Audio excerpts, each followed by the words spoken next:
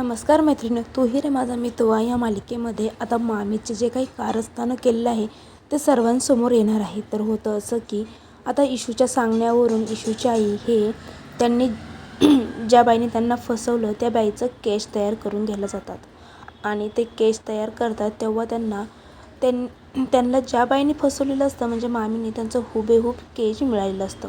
त्या लगेच इकडे ईश्वरीला फोन करतात आणि ईश्वरीला सांगतात की खूप आनंदाची गोष्ट आहे, ज्या बाईने मला फसवलं होतं ना त्या बाईचं केच मी तयार केलं आहे आणि ते परफेक्ट असं तयार झालेलं आहे. आता अर्णव सरांसमोर मी साबित करू शकते की मी तुमच्या आईला मारण्यामागे माझा काहीही हात नाही आहे. पण हे सर्व पाठीमागून मामीही ऐकत असतात. मामी म्हणतात, आता माझं काही खरं नाही. जर काही या केचवरून या बाईने जर मला ओळखलं तर माझी घराबाहेर हकलपट्टी झालीच म्हणून सांगा. तर लगेच ईश्वरी म्हणते, आई मी येतेच तिकडे आणि आपण दोघी मिळून पुढं काय करायचं ते ठरवूया.